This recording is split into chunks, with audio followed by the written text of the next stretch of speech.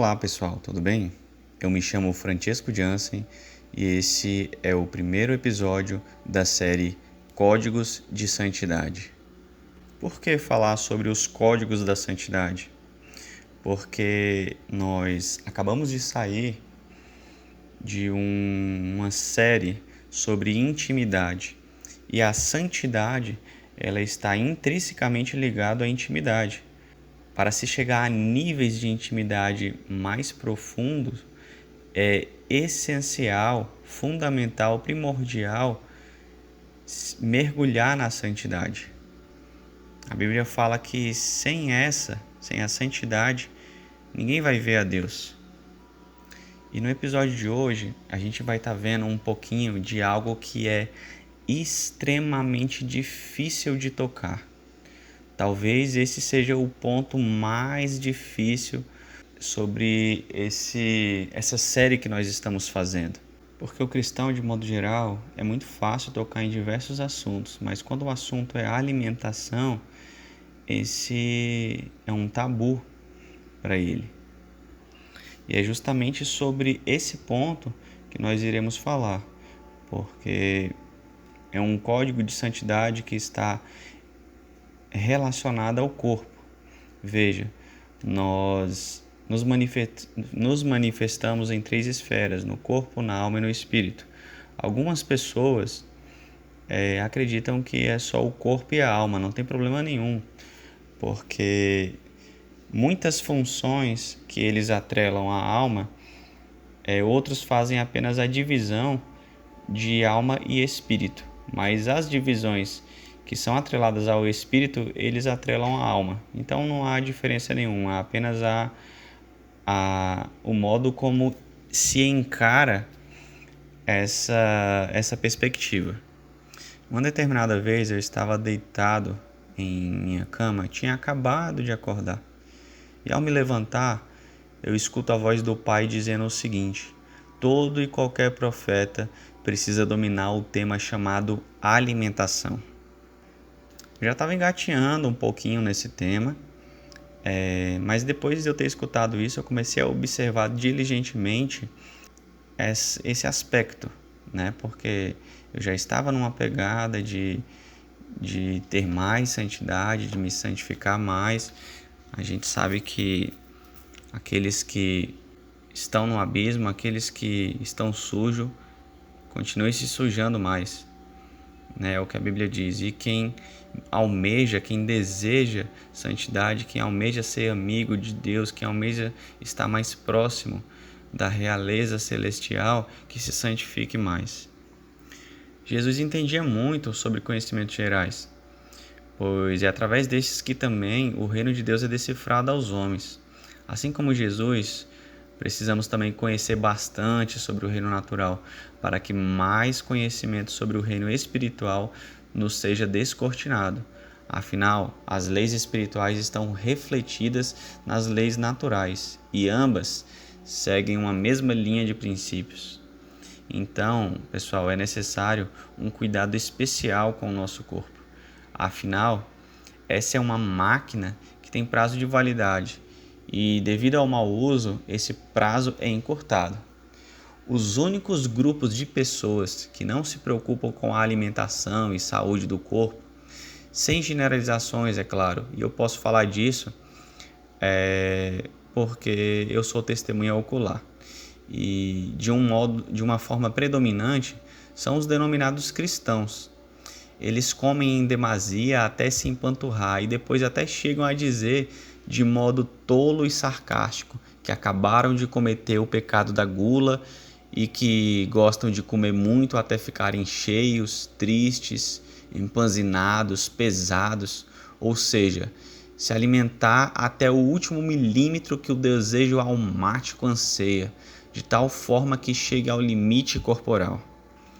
Muitos destes, antes de conhecerem a Cristo, eles tinham seus vícios, e todo vício ele revela um buraco na alma, é uma falta de algo. Vícios como considerados não éticos, como fumar, beber, se drogar, etc. Por que eu falo não éticos? porque até mesmo entre as pessoas que do meio secular, ali tem um cantinho para você fumar, você não pode fumar próximo das pessoas, você tem que fumar lá longe, porque nem todo mundo quer cheirar a fumaça, então é considerado antiético. E todo mundo sabe que se drogar também é considerado antiético. A pessoa não vai fazer isso abertamente, tipo numa reunião, em um bar, né? É ali num cantinho. E veja, e quando essas pessoas que tinham esses vícios, eles conhecem a Cristo, eles apenas mudam para questões éticas, mas continuam com aquele buraco, continuam viciados do mesmo jeito. A alma continua sendo alimentada desenfreadamente. Um exemplo disso é a compulsividade alimentar, que é nítida na maioria dos cristãos. O problema do vício nunca foi solucionado. Você nunca se permitiu ser curado, apenas houve uma mudança de foco. Porém, as feridas de alma continuam bem vivas e muito bem alimentadas. A maioria tem um certo conhecimento do que faz mal e do que é saudável, mas continua a comer de modo abusivo tudo que é prejudicial à casa do Espírito Santo. A preocupação só vem após as doenças, quando somos alertados pelos médicos de que estamos com colesterol alto, com a glicemia lá em cima, quando surge gota, AVC, ataque cardíaco, dentre várias outras doenças. Veja bem, os Hare Krishnas, os budistas, alguns judeus e outros grupos têm um conhecimento natural e espiritual muito mais elevado que muitos cristãos no quesito alimentação. São poucos que buscam esse conhecimento. Realmente conseguimos contar nos dedos os grupos de cristãos que têm uma preocupação alimentar e seus líderes chegam a palestrar sobre isso. Certamente iremos responder perante o Eterno por fazer mau uso da casa do Espírito Santo. Observe, muitos homens de Deus descritos na Bíblia tinham uma alimentação diferenciada das demais pessoas. E isso não contempla apenas o fato de pertencer a uma classe ou voto, e também a um específico jejum. Essa alimentação estava totalmente em alinhamento com o manual de durabilidade e conservação do corpo, ou seja, a Bíblia. E essa durabilidade e conservação do corpo, que é a matéria perecível, feito pelo programador, o grande Eu Sou. Tais homens como Adão, Sansão, Daniel, João Batista, apóstolo Pedro, todos os apóstolos de modo geral, o próprio Jesus, tinham uma alimentação totalmente regrada conforme os padrões celestiais. Existem muitos livros que falam a esse respeito, mostrando em detalhes que os alimentos que esses servos de Deus ingeriam não eram apenas por causa de um voto em questão, mas continham informações para que os seus corpos ficassem preparados para receber a glória de Deus e para ter uma vida mais duradoura e saudável. Vou fazer uma pergunta para que vocês pensem um pouco. Deixa eu dar um exemplo. Quando um fabricante de carro termina um automóvel que fez com o objetivo de funcionar apenas com gasolina, o que acontecerá se ele colocar álcool?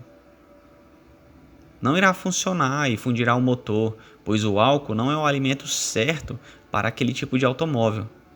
Veja, não me entenda mal. Com isso, não estou querendo dizer que a carne nos atuais dias, ou seja, na renovação da aliança, é proibido como uma forma de lei ao homem. Afinal, tanto os sacerdotes da primeira aliança comiam carne, como Jesus comia peixe. Porém, Jesus é uma exceção, pois no corpo dele residia tanta luz ao ponto de destruir qualquer impureza que tocasse em seu corpo. Mas não iremos entrar nesse assunto, pois é muito complexo e levaria diversas horas para explicar com propriedade esse aspecto. Apenas deixo como dica de pesquisa sobre o funcionamento do ciclo de Krebs e um outro processo denominado fosforilação. fosforilação oxidativa, que mostra o que acontece com todo e qualquer ser humano, mas subentende-se que, em um corpo perfeito, que era o corpo de Jesus, não pode ser perturbado por algum tipo de reação química.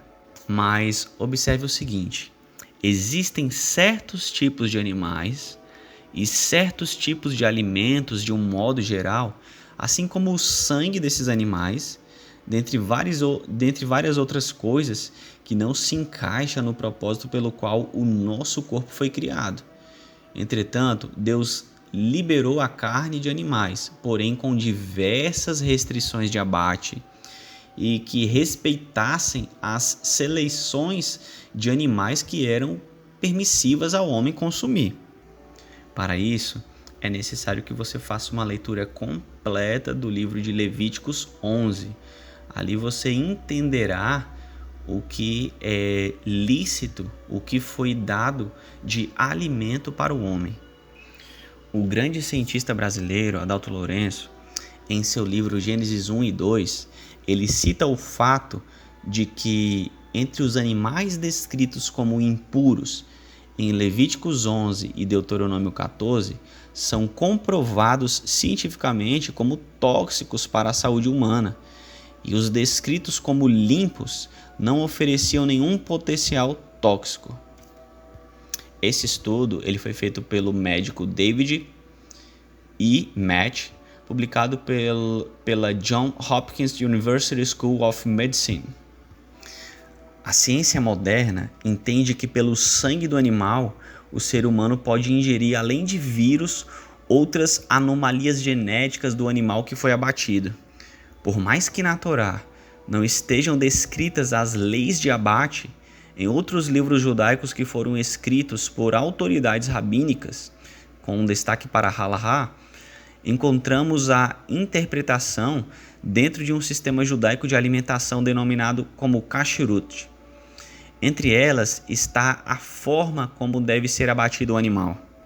Por exemplo, muitos acham que para extrair o sangue do animal basta fazê-lo sangrar enquanto agoniza, o que no final das contas não fará nenhuma diferença daqueles que abatem com o sangue. Se o animal sofrer algum tipo de dor ou tiver algum tipo de mácula, ou durante a sua vida passou por estresse, doenças que foram tratadas e este animal vier ao abate, não estarão sendo cumpridas as leis espirituais para tornar aquela carne kasher, que em hebraico significa apropriada, para a alimentação humana, segundo a interpretação de sábios rabínicos da Torá. Se o sangramento também for apenas arterial, não fará diferença alguma, pois a carne está impregnada de sangue da mesma forma. Observem que o sangue não pode ser usado como alimento, sendo expressamente proibido por razões espirituais, medicinais e sanitárias. Quando em Levítico fala que a pessoa se torna impura quando come os animais que ali estão descritos como proibidos, não é apenas uma questão espiritual que recai por causa da desobediência, mas também uma questão física, por seu sangue e seu corpo estarem sendo terminantemente prejudicados e poluídos por todas as toxinas que possam estar contidas nesses animais. Então precisamos orar antes de nos alimentarmos? Claro! Deus nos protege e purifica os alimentos? Sim, com certeza. Todavia, antes da oração, precisamos fazer a nossa parte, escolhendo bons alimentos, por exemplo. O corpo é uma máquina com prazo de validade. A durabilidade depende exclusivamente de como entendemos o bom funcionamento do mesmo, lhe dando um combustível de qualidade, tal como revisões periódicas e preventivas. Um famoso cantor de rock, ao morder um morcego, foi imediatamente para o hospital, correndo risco de vida. Detalhes: o morcego está descrito como impróprio para alimentação humana. Algumas religiões procuram cuidar em não consumir o sangue do animal, entretanto, não executam a extração interna da carne, o que, trocando em miúdos, não faz diferença alguma comparado a quem não observa esse cuidado. Segundo as leis rabínicas, para se abater um animal é necessário ser um shoré, que é um abatedor perito observante da lei judaica, ou seja, da halahá. O shoré utiliza um cutelo extremamente afiado. O cutelo do shoré jamais poderá estar com a lâmina cega. A lâmina deve ser verificada constantemente e este procedimento é feito na unha. Antes do abate, o shoré recita a bênção. Bendito és tu, Deus, que nos santificou com suas mitzvot, ou seja, mandamentos, e nos ordenou a sheritá, ou seja, o abate judaico. O animal ele deve ser abatido de forma rápida e precisa, com apenas um único golpe. É fundamental distrair o animal antes do abate para que ele receba o golpe de surpresa. O golpe deve atingir simultaneamente a faringe e o esôfago. O objetivo é cortar o envio de oxigênio e de sangue para o cérebro. Este é um cuidado milenar. Sabe-se que se o cérebro não recebe nem oxigênio e nem mesmo sangue, é induzido ao sono automaticamente. No final, o animal adormece antes da morte e, consequentemente, essa carne não passará por sofrimento para alimentar o ser humano. A morte deve ser no máximo em 15 segundos. Mais que isso, a carne já está imprópria e deve ser rejeitada. Após a morte do animal, o corpo é dependurado para que o sangue escorra. A cabeça é decepada, o couro retirado. Então, o processo para a retirada do sangue, ele passa por 6 etapas. A primeira, a carne é lavada previamente. Na segunda, depois a carne é imersa em água por algum tempo. Na terceira, a carne é retirada e colocada em uma escorredeira própria para isso. Na quarta etapa, após ser retirada da escorredeira, a carne é salgada com sal grosso, pois o sal chupa o sangue em regiões onde a água atua apenas superficialmente. Na quinta etapa, após isso, a carne sofre uma tripla lavagem para retirar o sal. Na sexta etapa, é escorrida uma última vez para conferência. Então, é devidamente conduzida para ser comercializada. Vale lembrar que a carne deve ser comercializada o mais rápido possível. A maioria das pessoas dizem que o gostoso é o sangue. Óbvio, o pecado é algo atrativo e saboroso. O sangue é onde está a vida, ou seja, o código genético. A informação celular da vida está ali contida. Ainda sobre o sangue, algumas pessoas hoje em dia dizem que as regras de alimentação sobre o não consumo de sangue foram exclusivas para o povo judeu e após um novo concerto não vemos os apóstolos falando a esse respeito. Todavia, falam de maneira equivocada, pois para os gentios não foram colocados o mesmo peso que para os judeus. Entretanto, os gentios deviam observar 4 leis, pelo menos, ao qual foram designadas no Concílio dos Apóstolos. Então veja o que diz em Atos 15. Aqui é o Concílio dos Apóstolos. Diz o seguinte: pelo contrário, devemos escrever a eles, dizendo-lhes que se abstenham de comidas contaminadas pelos ídolos, da imoralidade sexual, da carne de animais estrangulados, ou seja, não pode comer animal com sangue, e do sangue. Aqui não é a mesma coisa, mas eu não vou entrar nesse detalhe aqui. Pois desde os tempos antigos, Moisés é pregado em todas as cidades. Aqui faz referência ao sábado. Diz o seguinte: sendo lido nas sinagogas todos os sábados. Aqui faz referência à guarda do sábado. Assim concordamos todos em escolher alguns homens e enviá-los a vocês, com nossos amados irmãos Paulo e Barnabé, homens que têm arriscado a vida pelo nome de nosso Senhor Jesus Cristo. Portanto, estamos enviando Judas e Silas para confirmarem verbalmente o que estamos escrevendo. Pareceu bem ao Espírito Santo e a nós não impor a vocês nada além das seguintes exigências necessárias: abster-se da comida sacrificada aos ídolos, aqui ele repete, né? Do sangue, da carne de animais estrangulados e da imoralidade sexual. Vocês farão bem em evitar essas coisas. Agora eu lhe pergunto, isso aqui foi imposto a todo e qualquer gentio que aderisse à fé em Jesus. Agora eu pergunto para vocês, vocês já viu algum pastor aí na igreja falando que é proibido para o cristão comer carne com sangue? Por que será que eles não lê essa parte que é imputada a todo e qualquer gentio? É de se pensar, né?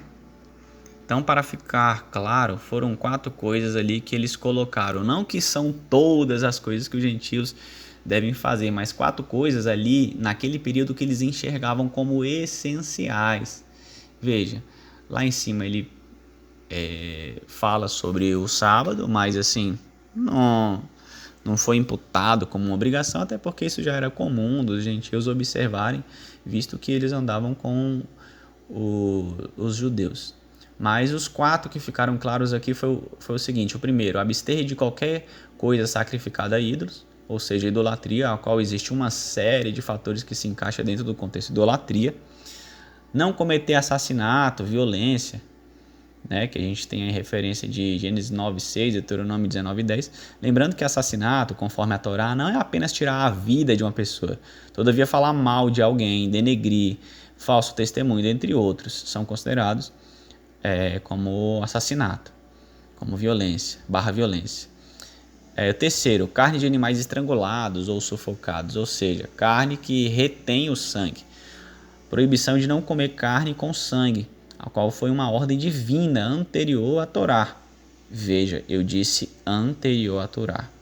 E durante a Torá também. Segundo Gênesis 9, Levíticos 3, 7, 17, 19, Deuteronômio 12 e assim sucessivamente. E o quarto, imoralidade sexual, né? Prostituição, a qual também envolve uma série de fatores. A lista de animais puros e impuros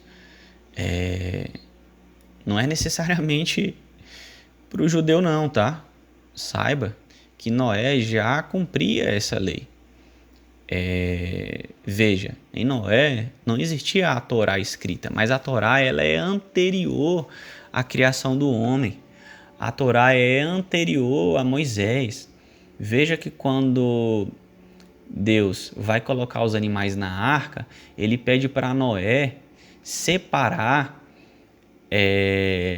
7 casais de todo animal puro e um casal de todo animal impuro. Da onde que Noé tirou essa lista de animal puro e impuro, sendo que a Torá ainda não tinha sido escrita?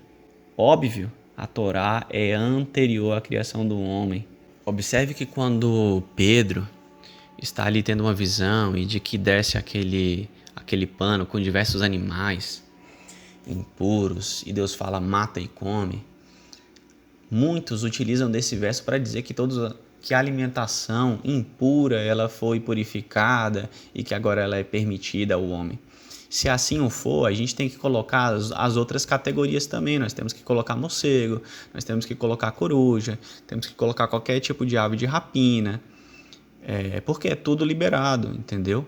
E essas outras coisas o homem acha estranho, o homem acha que ali é contaminado, mas alguns outros alimentos não, ele acha que é lícito comer. Mas veja bem, no próprio capítulo você vai ver que a mensagem é clara em dizer que Pedro não entendeu. Ele disse: de modo algum, Senhor, de modo algum eu farei isso, porque eu jamais coloquei nenhum tipo de animal impuro na minha boca. Em toda a minha vida eu jamais fiz isso. E ali o contexto é claro em dizer que Pedro estava tentando entender o significado da visão. Mas veja, ele só foi entender porque é o seguinte: Pedro tinha uma resistência muito grande com relação aos gentios. E até o momento o Espírito Santo não tinha chegado a nenhum gentio. A questão lá que os cristãos chamam de Pentecostes, ali não eram gentios. Ali só tinham judeus de diversos locais do mundo, judeus da Capadócia, judeus da Frígia. Então, judeus, todos eles foram batizados com o Espírito Santo lá no que é chamado de Pentecostes pelos cristãos. E ali, como eu falei, só tinha judeus. Então, os gentios ainda não tinham recebido o Espírito Santo. Então, você vai ler, você vai ver que Pedro vai à casa de um gentio. E quando ele está falando, ele recebe o Espírito Santo, aquele gentio ali. Pedro entende a visão que ele teve anteriormente. E ele fala, agora sim eu entendo que Deus não faz acepção de pessoas. Então, quando ele fala mata e come, e não chame de impuro aquilo que eu purifiquei, ele está falando sobre os gentios, que ele purificou os gentios. Você vai ver que Pedro ainda tinha uma resistência contra os gentios lá na frente em Gálatas, aproximadamente uns 13 anos após o episódio do centurião que recebeu o Espírito Santo. Pedro estava ali comendo com os gentios tranquilamente. Quando chega alguns judeus, ele se retira em uma hipocrisia para dar a entender que não estava com os judeus. E Paulo viu aquilo e repreendeu ele. Então você vê claramente que ainda essa resistência contra os gentios nunca saiu de Pedro. Veja, existem diversas outras questões extremamente profundas sobre a alimentação que não dá para falar por enquanto, porque a gente tem que ir aos poucos. E se eu passar aqui todas as chaves, todos os segredos, é demais para as pessoas absorverem.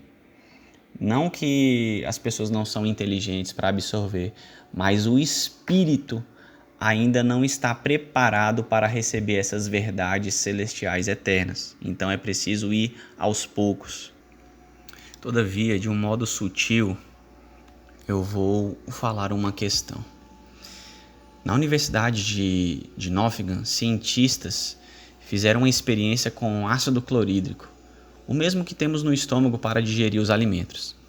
Uma fruta é digerida em menos de 30 minutos, mas um cheeseburger ficou mergulhado por várias horas no ácido clorídrico. A quantidade de gordura impede o desdobramento das moléculas. No estômago, o cheeseburger que comemos pode durar até 3 dias inteiros. Óbvio que o cheeseburger foi mergulhado por completo, sem a simulação da mastigação do alimento. Mesmo assim, o cheeseburger pode durar 1 dia no mínimo, com extrema facilidade no estômago.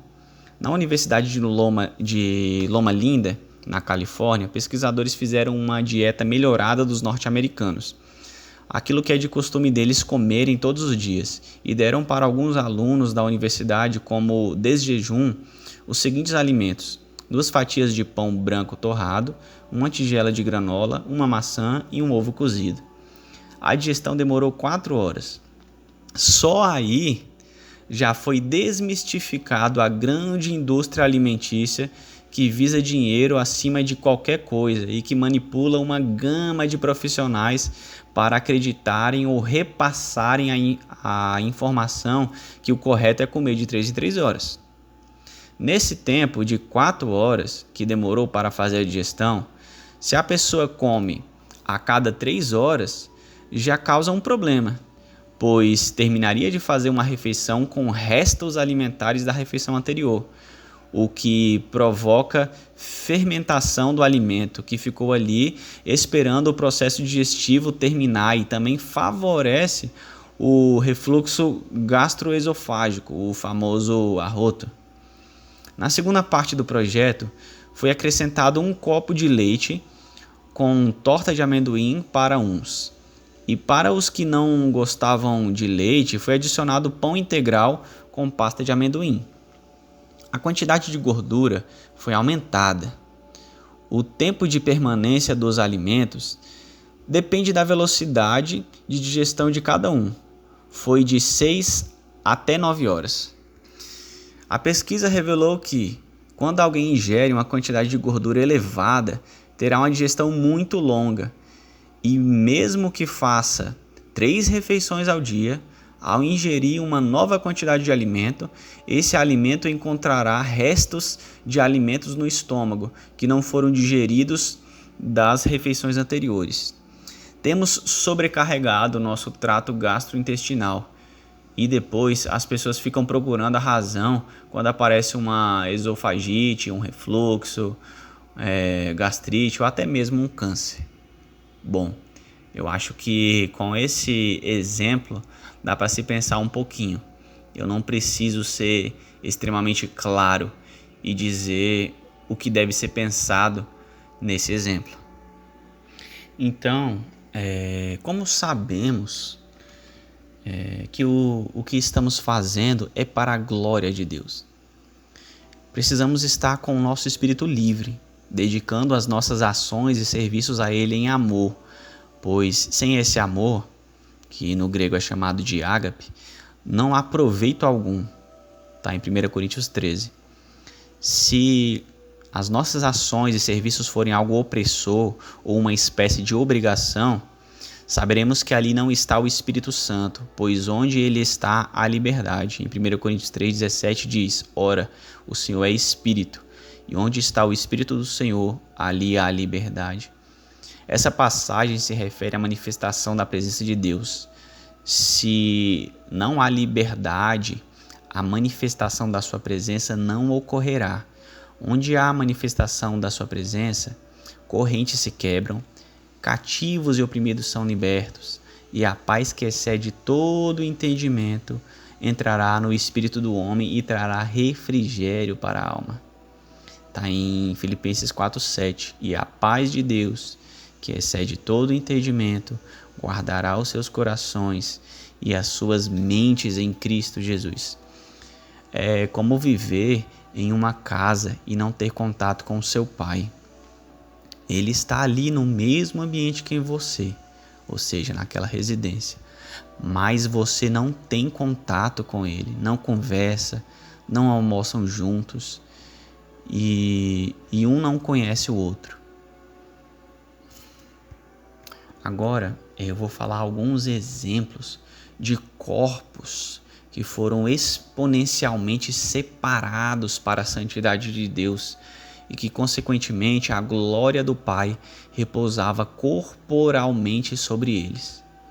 Vemos que apenas ao tocar na orla de Jesus, mediante a fé daquela mulher, o corpo de Jesus expeliu uma energia, que é a kavod de Deus, suficiente para atingir o corpo daquela mulher e modificar os átomos do seu corpo, curando-a.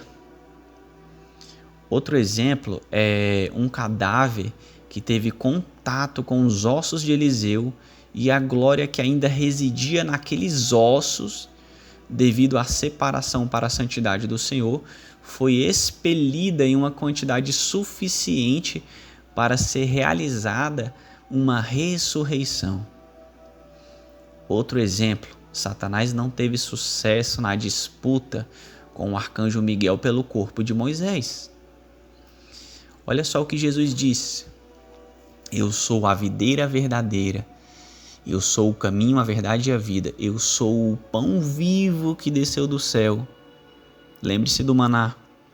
Se alguém comer deste pão, viverá eternamente, e o pão que deverei dar pela vida do mundo é a minha carne.